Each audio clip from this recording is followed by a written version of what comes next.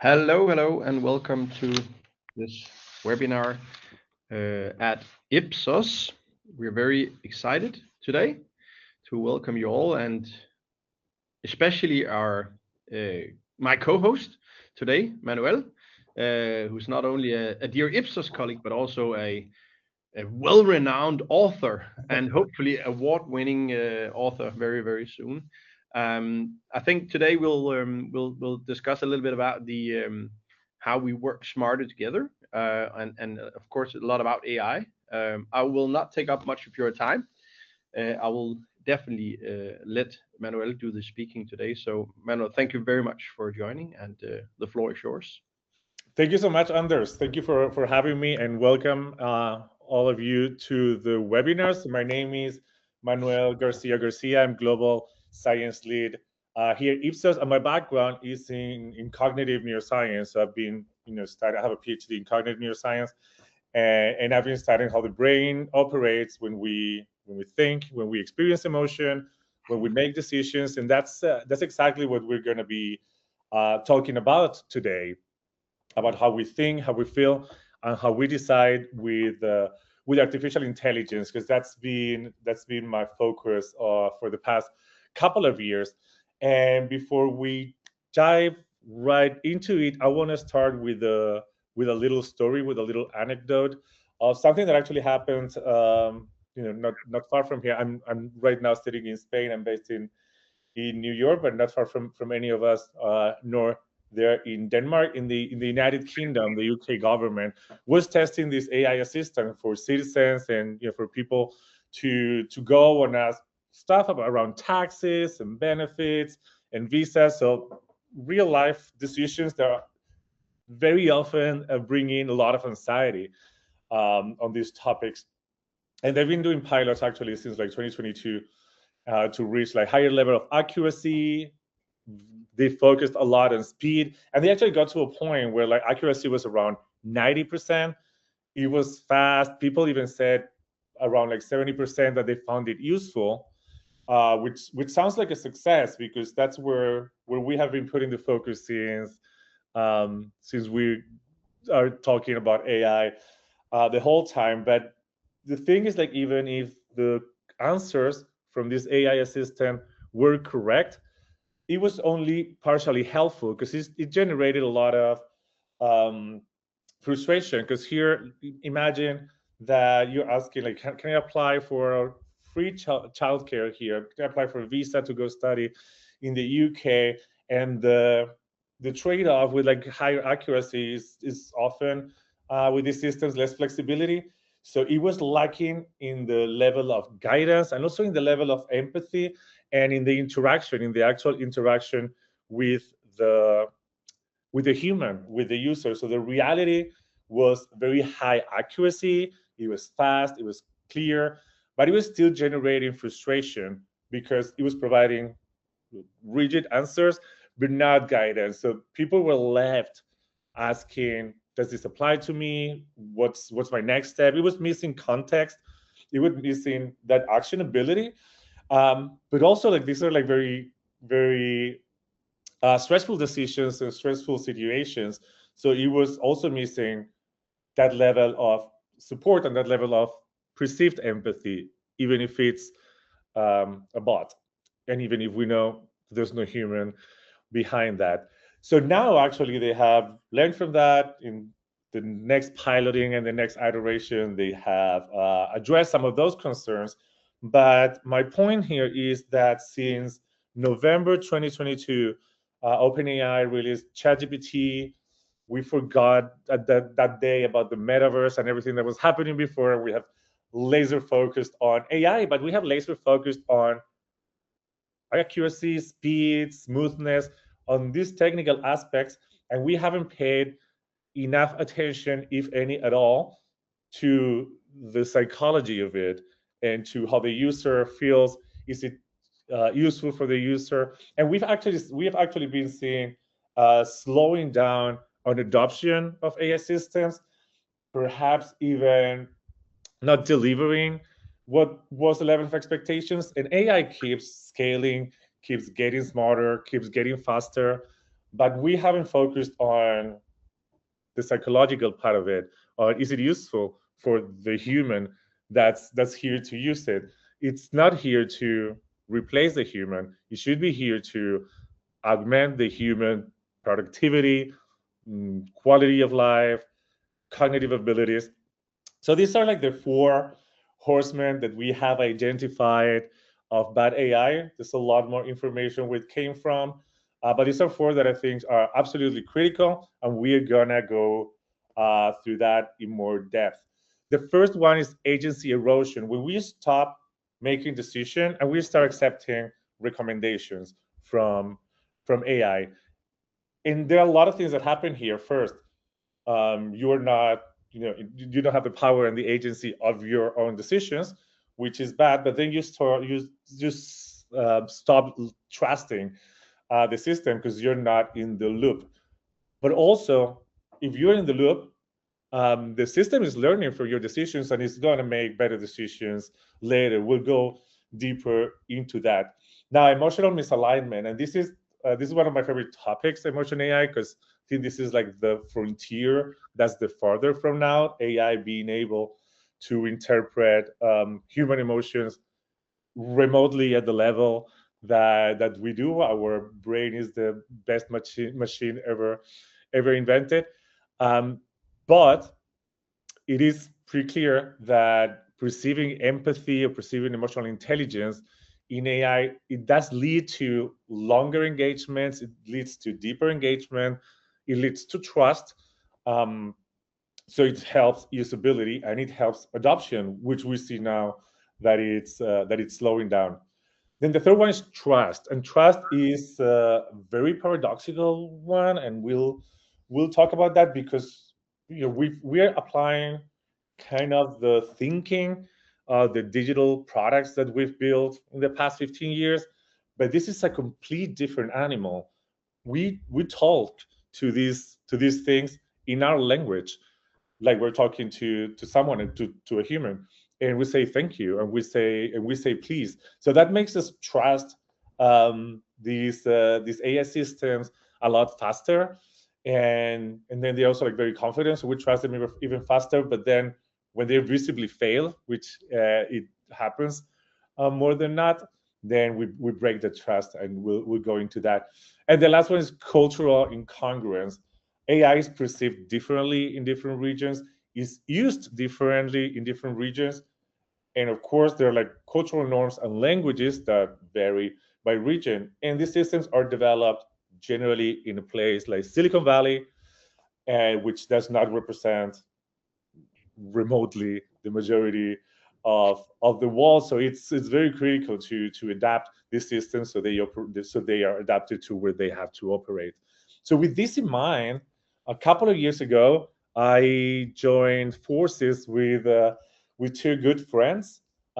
Mike Clark, who's a senior product director at Shopify. Mike Joffe, he's a global technology marketer at Google. They both teach psychology and AI at New York University. I used to teach. I've taught many years there, and also here in Madrid. Consumer neuroscience. I also have a book on that.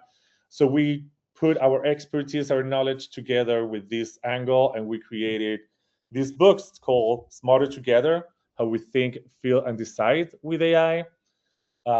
We got Cambridge University Press to publish it, which is also not a minor thing. And today is launch day, so it's a really big day, and my phone is buzzing because I think it's doing pretty decent on the rankings on Amazon.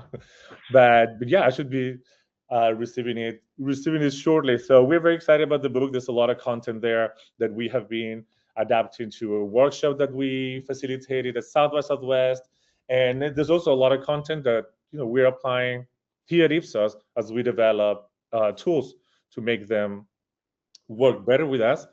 And Manuel, I think Yes.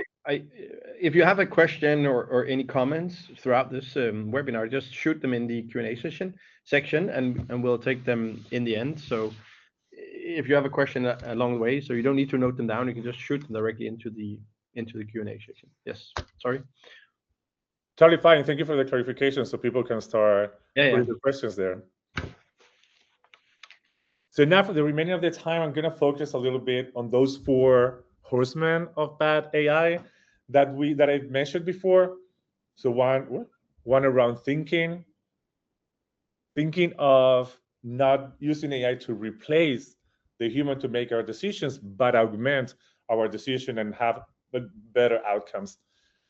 The second one is feeling, about emotion and empathy. This is one that generally generates a lot of questions and even slightly controversy. But that's also my favorite, because that's the most uniquely human. Trust is very, very important because of how paradoxical is the topic around trust of AI, and context and culture. So let's start with thinking. And talking about thinking, I would like to get you thinking, which are things that you let AI make a decision for you, or things that you would never, or for now, let AI decide for you and make the call. So I'm just thinking of things like, when I'm driving around and then Google Maps says, I found a new route that saves you 6 minutes. You accept it or not, or all the recommendations that we get on Netflix and on Spotify. But then, however, would you let it make a financial decision for you? I remember at South by Southwest, someone from MasterCard last March talking about developing agents that can make financial decisions for you and purchases, and how they would have to develop frictions for the human to chime in into the decision, and eventually perhaps we'll trust those agents, or the agent will know is good enough that we will let them decide what to purchase, because they will know what we want to purchase. And I think it's a very interesting topic, and there's going to be some evolution on this. But from the point of view of cognitive sciences, probably many of you know that our decisions, they range on a continuum from those that are very automatic, like motor things, like driving home on your daily commute, that you don't have to think, it just happens automatically. But even when you go to the grocery store, same day of the week, every week, and purchase the same products, you just do it automatically. You don't have to put any thinking on that. And then on the other extreme of the continuum, there's deliberate thinking. That's when you have to ponderate whether you want to purchase this car or this other car because it's more it's electric, or it's hybrid, or it's more expensive, but then it's going to be cheaper the time of consumption. So those are 2 examples of decisions that are on the extremes, but there's like everything in between. So with AI, the focus has been on making our decisions automatic. The focus has been on moving towards system one, because that's been the focus in general with all the digital products in the past. But then we're missing a huge opportunity. AI can help us think. AI can help us a lot with system two. It can challenge our conception, our understanding of a specific situation, and help us lead to a better decision and better outcome. And that can be intentionally introduced in your workflows. It can be intentionally designed into an AI product. So generating what's called cognitive conflict. So cognitive conflict is when you encounter conflicting signals or some level of uncertainty, and then the brain slows down that automatic processing, and kind of like you come back and recruits the brain for deliberative thinking. So that can be designed intentionally in your workflows, so you can work with AI to reach better outcomes, or within an AI system, within an app that's led by AI, generating frictions that are designed to slow down the thinking and improve judgment at the right moment. But of course, that depends on what's the strategy and what's the task. If there's something that's low stakes, you can focus on the automation part, on minimizing frictions. But for high stakes decisions, you don't want to automate that. You want to have as many scenarios and as much productive friction as you can. And AI is really good with that, and we have not been using it in that way. These are things that we currently at Ipsos are introducing into some of the agents that we're building, and also the new generation of persona bots to help the researcher reach better outcomes and make better decisions. So when do we have to hand the keys back from AI to the human? So first, it's important to acknowledge and recognize that AI has a lot of biases that are our biases that we've trained these data sets and these systems with. So having the AI challenge itself and bringing you in on those decisions can help both human intelligence and artificial intelligence ponderate, think about, and potentially overcome some of those biases. So that's a positive view here. But definitely design workflows where AI serves like an advisory co-pilot instead of like automating, and that works for workflows. That works for AI products or AI experiences if you develop those for your customers and for your clients, and then also continuously measure the outcome so you can adjust what's the level of human in the loop that you need at certain moments. Because I feel like many of these things where you need more human intervention now, we kind of need to walk it back and start having more human intervention. Eventually, it will learn from us, but you can ponderate and calibrate at each moment how much human intervention is needed. I think this whole direct your agent is also interesting, right? Rather than rather than asking for a specific task, you actually tell it where you want to get to the end goal, right? And then you direct it to get there, and you co-create together. I think that way of thinking is also at least on the, let's say, on the YouTube channels and the training I'm in, is the discussion is all about this directing the AI or agent. I think it's really a key message as well. So you actually do integrate and calibrate as you go along. Yeah, that's great thinking, because we've been focused on the past 4 years on using AI to automate this thinking, and now actually we were worried that because Cambridge takes a minute to publish, that it would be outdated because everything moves very very fast with AI. But I think it's absolutely timely, because now you hear influencers and also clients starting to have these conversations on how to use AI differently to actually unlock its greatest value. Yeah, and also acknowledging the, let's say, the barriers of what AI can do right now. I'm not talking about in the future, but right now there is at least some barriers. We'll come back to that as well. Yeah, exactly.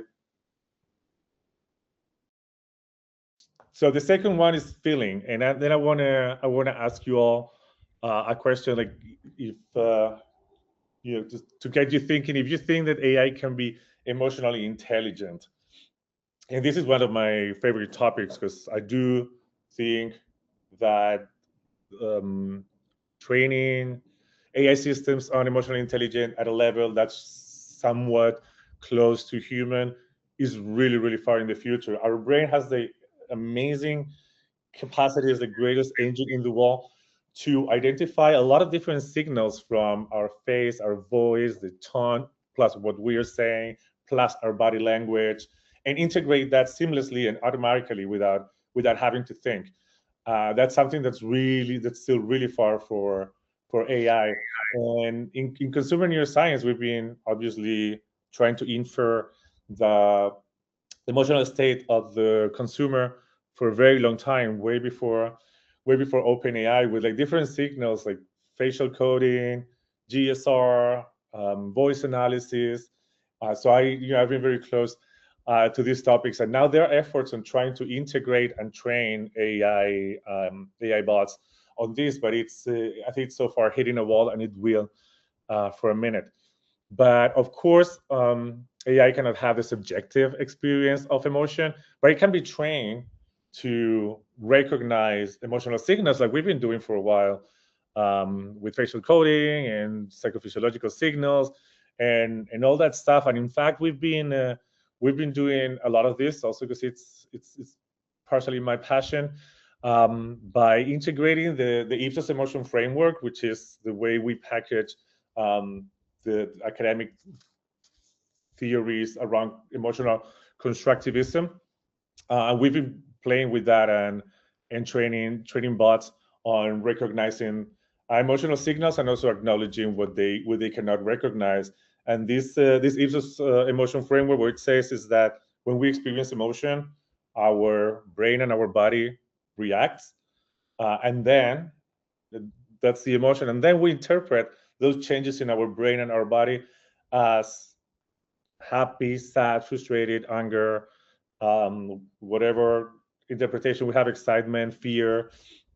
But that interpretation depends heavily on the context. For example, my heart's racing, I'm starting, my palms are starting to sweat.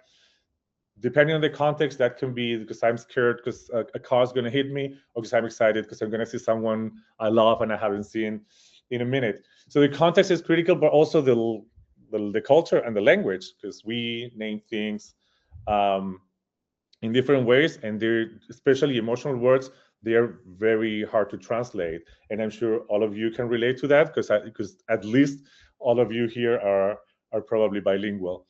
But and there are a lot of studies around this. But all emotions across and around the world can be explained on three dimensions. One is valence, like how positive or negative you're feeling, arousal, how intense the emotion is, and control, how if you're in control or out of control of the situation. And training the bots on this way, which is accurate, of human emotional experience, it does actually help. We can use this framework for multimodal AI, combining different signals, and we've been doing things like that for a while, like face recognition, voice analysis, psychophysiological signals. But like the integration of that on AI, it's still rather far. And we can design, using this understanding of the human emotional experience, we can design for emotional intelligence.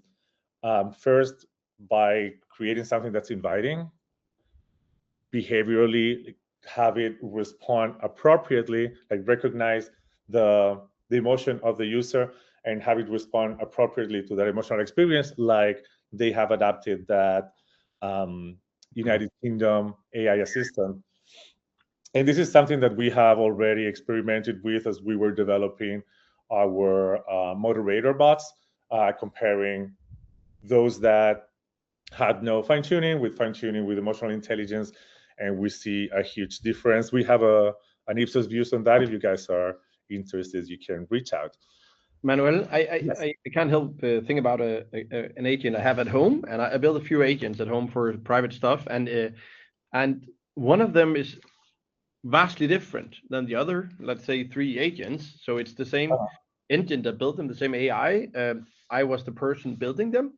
They do different jobs, but one of them was really protective of its integrity.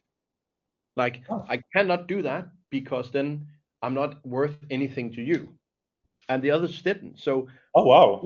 for me, I can share it with you an email. For me, that was just a little bit mind blowing. I don't know if there's a thing such as a personality or integrity in these agents, but for sure there was not something the other agents would do or say.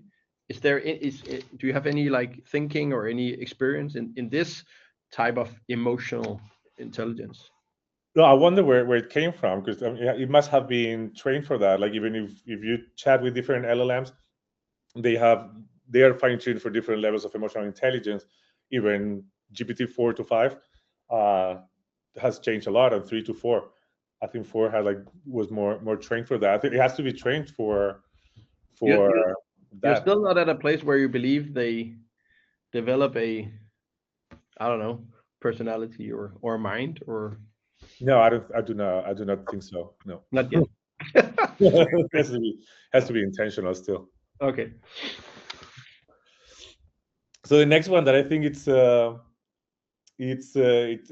very paradoxical one is trust. So there And we can start thinking like, what are the things that makes you trust AI, and what are the things that makes you mistrust AI? I bet like in the past years, hallucinations make you break that trust. But there are like two fundamental types of trust. One is contractual trust, which is based on rules. This is basically the trust that we had on any digital product that we've always used. Like you pay for your subscription and you get a service in return. And that's what I guess these things are designed with contractual trust in mind. And then there's interpersonal trust. That's the one that we have with other humans. That's based on emotion. That's based on relationship. And this is also an evolutionary mechanism. So you trust someone, you don't have to think, you just follow and can make decisions without having to, use your own energy. But what's paradoxical is that they've been finding that the trust that we develop with towards our AI agents and our AI systems is rather interpersonal. And part of that is because, well, they are developed in an anthropomorphic way, but we interact with them like we interact with humans. We speak in our language, we say thanks, we say please. It's a very human-like interaction, and that makes us trust it faster. But then there's also a principle in psychology, that's perceptual fluency, by which if we perceive someone or something as confident, coherent, very assertive, we perceive them as intelligent. And LLMs in particular, they are designed specifically to sound confident, to sound consistent, even when they're wrong. So we tend to trust it really fast, and that's of course a risk because it could be wrong, and also because we're trusting something blindly, and then we stop thinking ourselves. So if that were to go right, like they were always right, it's fantastic. Even it recruits the reward system in the brain, so it actually minimizes our our thinking and our like cognitive effort. Even it releases oxytocin, so you build an actual social bond with the bot. But generally, at some point, it's visibly wrong. And then what's been happening? It's what we call algorithm aversion. That's like trust does not just erode, trust totally collapses. There's no trust anymore, and that's also a risk. Like we had a risk on trusting it too fast, because then we stop thinking, and then we're led wrong when they're wrong. But not trusting is also a risk. There are like a lot of studies already showing in any task that a human with an AI are more efficient and more accurate than either alone. But then we're also seeing a lot of studies around healthcare, because there are a lot of like diagnostic AI tools where when the doctors stop trusting the diagnostic AI, then it's like less efficient and it's actually less accurate than even the AI alone. So both extremes are very risky, and they both can go wrong. So it's complicated to design for this calibrated trust, but of course there are ways to do that. Like for instance, explainability, and you can see that on your LLMs now. It tells you, now I'm researching, now I'm summarizing. It tells you what it's doing. Transparency, also, if we have some level of empathy that helps with trust, there are ways to do that, and those things need to start up front, making clear what the system can do and how it can do it. Also during, as I said, with explainability, explaining decisions, and also offering context, and also over time, because it learns from the behavior of the user. And last but not least, because this is a really fun one, context and culture. Would an AI feel the same if it were built somewhere else? And it's generally built somewhere else. And I have one example for, I'm like aging myself, for those that are old enough to remember Terminator and Transformers. But remember, like back then, I guess it was like the 90s. In the West, the depiction of a robot was Terminator, which was like this apocalyptic, cold Germanic cyborg that had to be stopped.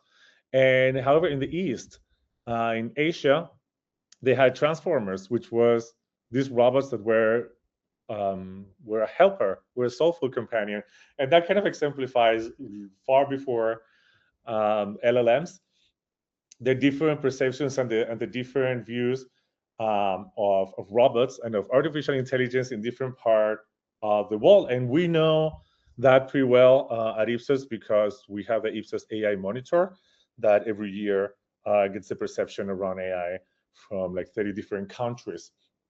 Many of you might be familiar with the concept of WEIRD, as in WEIRD, which means Western, educated, industrialized, rich, and democratic. This is the huge minority of the world, and many of these systems are built with this context in mind because they are built in what we call weird cultures. Weird because we are a minority of the world.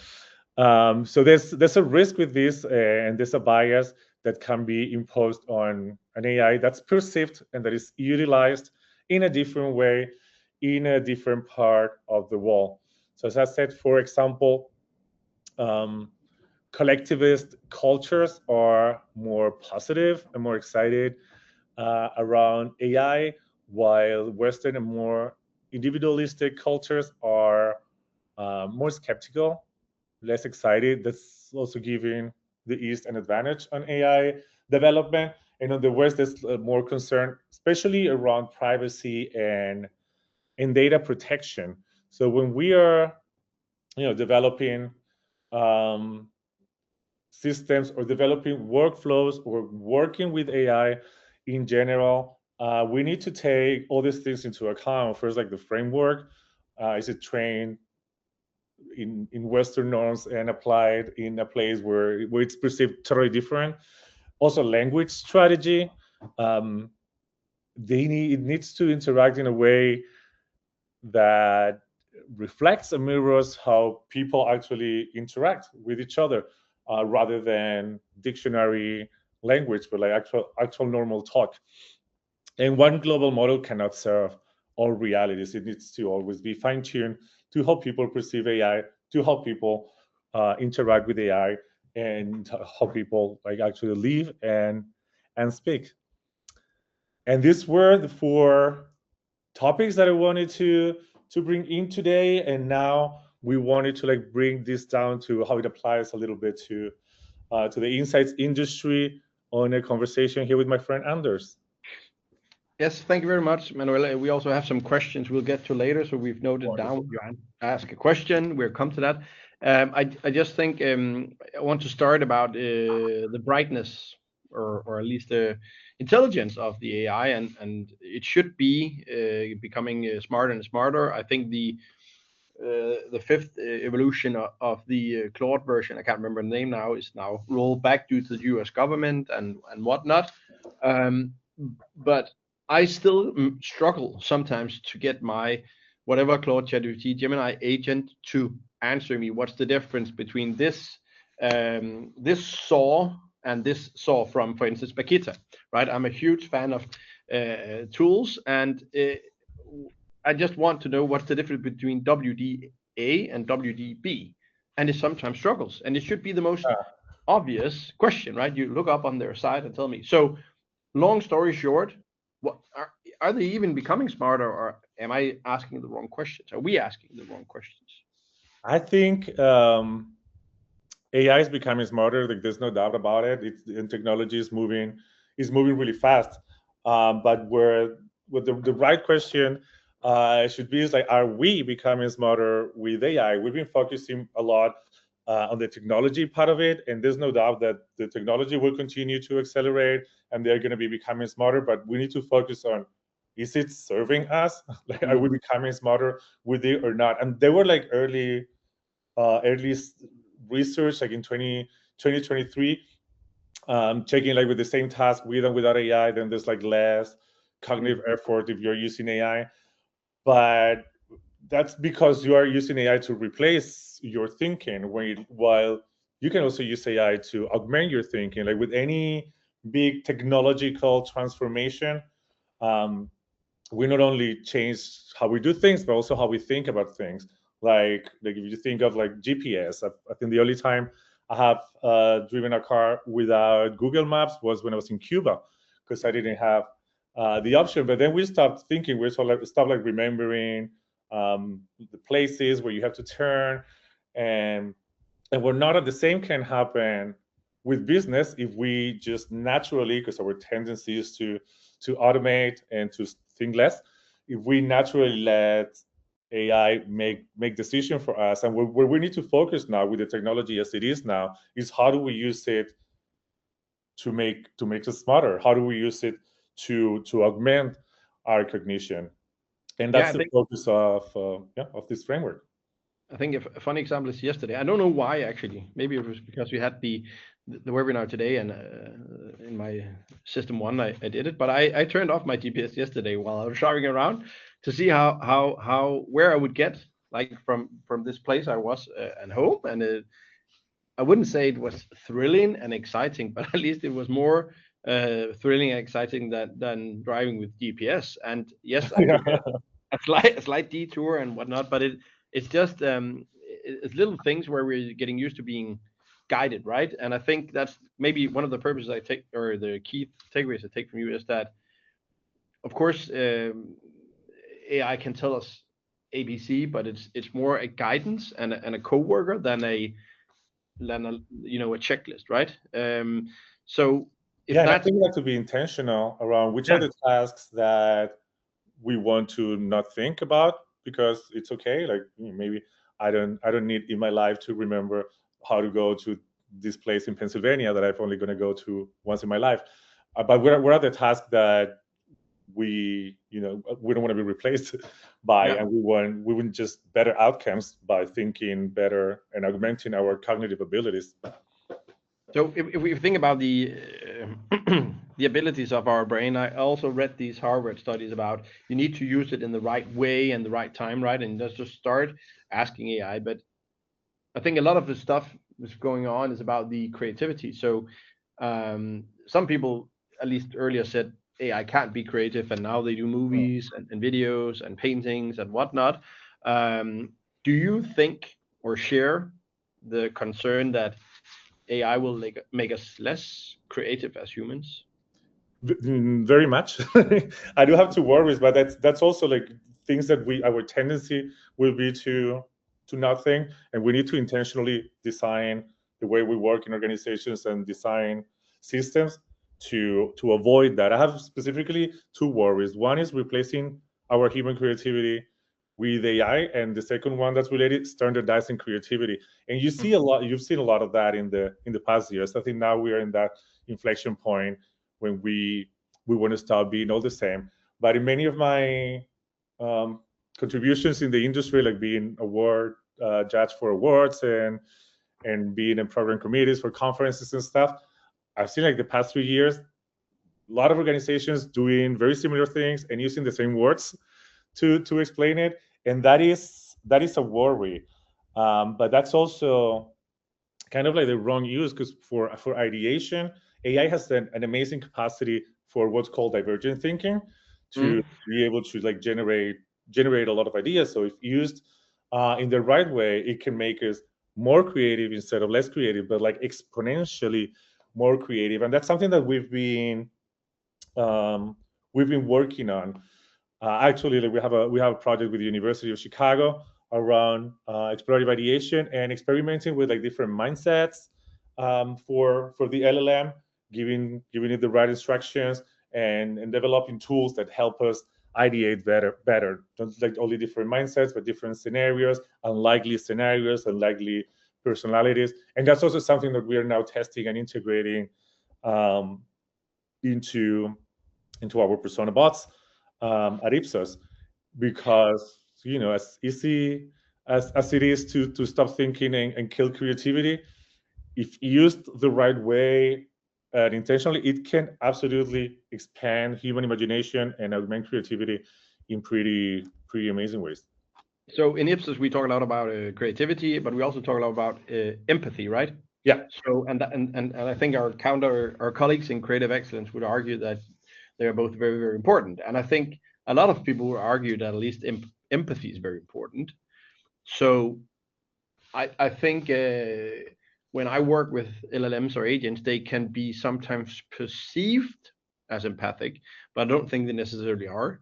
So do we want them to be empathic? Do we want them to be more and more human, or is there like what is your take on this emotion side of things? You also mentioned it in your talk in your presentation, but like for me, it's a bit of a weird place. Yeah. I think it depends on the application. Some applications are developed in an anthropomorphic way intentionally, like to feel like a human intentionally, and some, the organization does not want it to feel like a human. It wants to serve a purpose. But for many of the tools that we use, we kind of want it to feel like a human, because perceived empathy leads to longer engagement, leads to deeper conversations, and in the insights industry, it leads to research, to deeper insights. Yeah. And one example on tools that we've been working on here at Ipsos is when we developed last year the moderator bots, and we did that research that we presented at ESOMAR in North America, where we tested moderator bots kind of like as they came out of the box. Then one where we fine-tuned for subject matter and for behavioral science, and then one where we introduced emotional intelligence with the emotion framework and specific databases for the specific language of that study. And we also compared that to a human, and we do see longer engagement when there was perceived empathy. Of course, it's simulated because it's not real empathy. It's a bot. But we also saw like more both emotional and functional themes coming out of those conversations. And also, big part of the advantage of that is that some scenarios where the interviewee, with the respondent, cannot bring the human interviewer with them. It has that capacity of scalability. Because I remember like we piloted with a client right after, and it was alcoholic beverages. So these interviews were happening with a bot on their cell phone while they were at a bar or at a restaurant, where you would normally not bring a human moderator.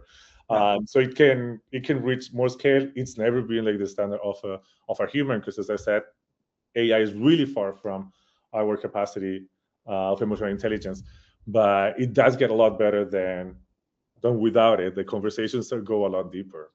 Yeah. Okay. Before we have a few questions I want to get to, so I just want one final notion, and that's the clients I'm talking to and the world I'm walking, or the floors I'm walking from Denmark here. I have a gut feeling or a perception that there has been a little bit in the past 3 to 6 months a slowdown in the acceptance of the credible, the amazing things that AI can do. So actually, some organizations are pausing a little bit, even rolling back. I also read from on the other side of the pond where you are that Uber stopped some of their work with AI because they actually spent too much money on tokens. So I think this realization that AI might not be the answer to everything, and that AI is incredibly expensive. With that in mind, can you just give a very short reply to what is your advice to a CEO, a COO, a CTO in an organization? So what would you do?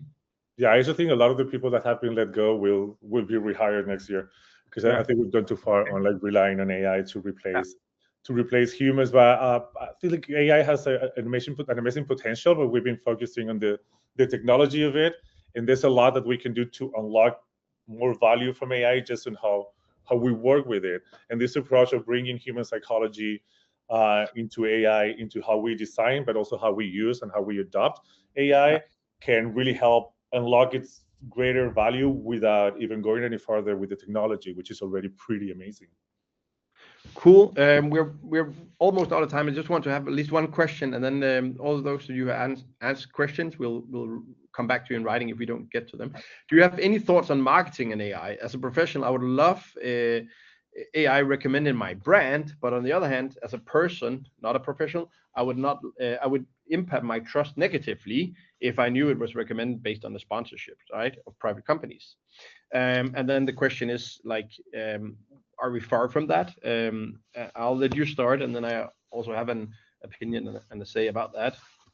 Yeah, we're not, and I think also like OpenAI was for the free version was going to include ads, and then Claude had like really cool ads in the Super Bowl that was very the Truman Show because they would lose the AI would start advertising. I mean, there are ways that you're probably gonna talk about that, but there are ways to have your brand appear in an organic way in the LLM without being advertised. I think if the user perceives it as an advertisement, it's totally going to backfire.